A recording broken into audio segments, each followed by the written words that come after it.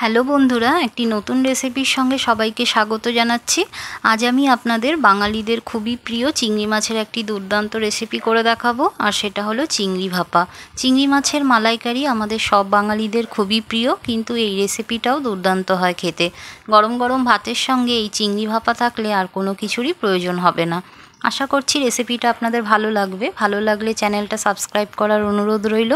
চলুন তাহলে বন্ধুরা দেখে নিই জিভে জল আনা এই চিংড়ি মাছের রেসিপি কিভাবে তৈরি করব। এখানে আমি 500 গ্রাম চিংড়ি মাছ নিয়েছি। চিংড়ি মাছটা সাইজে খুব বেশি বড়ও না, আবার একদম ছোটও না। চিংড়ি মাছ ভালো করে খোসা ছাড়িয়ে ধুয়ে পরিষ্কার করে রাখবো। এখন একটা মশলার পেস্ট বানিয়ে নেব। তার জন্য একটা ছোট মিক্সি জারের মধ্যে দিয়ে দিচ্ছি 2 চামচ সাদা সর্ষে, দিয়ে দিচ্ছি 2.5 চামচ পোস্ত, দিয়ে দিচ্ছি 2 চামচ চাল মগজ, আর দিয়ে দিচ্ছি 2 চামচ কাজু বাদাম। এটা মিক্সিতে মিহি করে একটা পেস্ট বানিয়ে নেব। এখানে আমি 1 বাটি নারকেল নিয়েছি। নারকেলটাও একটা মিক্সি জারের মধ্যে নিয়ে নিচ্ছি, একটা স্মুথ পেস্ট বানিয়ে নেব। নারকেলটা আপনাদের কাছে না থাকলে নারকেলটা আপনারা স্কিপ করতে পারেন। নারকেল ছাড়াও এই চিংড়ি মাছ সর্ষে, পোস্ত, কাজু বাদাম, চালমগজ দিয়ে বানালেও খেতে খুবই টেস্টি হয়। খুব স্মুথ করে মশলাটা পেস্ট বানিয়ে নিয়েছি। মশলা একদম রেডি। এখন একটা টিফিন বাটি নিয়েছি, তার মধ্যে চিংড়ি মাছগুলো ভালো করে পরিষ্কার করে ধুয়ে খোসা ছাড়িয়ে জল ঝরিয়ে রাখা মাছগুলো টিফিন বাটির মধ্যে নিয়ে নিচ্ছি। দিয়ে দিচ্ছি এখানে 3 চামচ সর্ষের তেল, 1 চামচ নুন, 1 চামচ হলুদ গুঁড়ো, আর দিয়ে দিচ্ছি 1 চামচ কাশ্মীরি মির্চ পাউডার।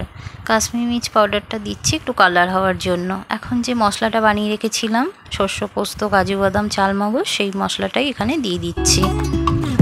দিয়ে দিচ্ছি নারকেল বাটা। নারকেল বাটা আমি এখানে 1 বাটি নারকেল বাটা সবটা দেব না, আমি এখানে 4 চামচ নারকেল বাটা দিচ্ছি। আর দিয়ে দিচ্ছি 1 চামচ কাঁচা লঙ্কা বাটা। সব উপকরণ ভালো করে মাছের সাথে মিশিয়ে নিচ্ছি। অবশ্যই করে আপনারা এই ভাপাটা যখন বানাবেন সর্ষের তেল দেবেন। এই সর্ষের তেলের ফ্লেভারটা ভাপাতে সবচেয়ে বেশি ভালো লাগে। আর এই ভাপাটা বানাতে বেশি সময় লাগে না, খুব তাড়াতাড়ি বানানো হয়ে যায়। আর এই ভাপা খেতে দুর্দান্ত স্বাদের হয়। ভালো করে মিশিয়ে নিয়েছি। এখন ওপর থেকে দিয়ে দিচ্ছি কাঁচা লঙ্কা। এখানে আমি গোটা কাঁচা লঙ্কা দিয়ে দিচ্ছি। কাঁচা লঙ্কাটা দিলে দেখতেও সুন্দর লাগে, আর সুন্দর একটা কাঁচা লঙ্কার ফ্লেভারও থাকে। এখন টিফিন বক্সের ঢাকাটা আটকে দিয়ে গ্যাসে একটা কড়াই বসিয়ে দিয়েছি। এখন দিয়ে দিচ্ছি এখানে 3 কাপ জল। 3 কাপ জল দিয়ে গ্যাসের ফ্লেমটা অন করে টিফিন বক্সটা বসিয়ে দিচ্ছি। জলটা এমনভাবে দিতে হবে যাতে টিফিন বক্সটা জলের নিচে থাকে, ওপরে যেন জলটা উঠে না আসে, কারণ যখন জলটা ফুটবে তখন টিফিন বক্সের ভেতরে ঢুকে যেতে পারে। আমি গ্যাসের ফ্লেমটা লো টু মিডিয়ামে রেখে 15 থেকে 20 মিনিট স্টিম করে নিয়েছি। 20 মিনিট পর এখন গ্যাসটা অফ করে দিয়েছি।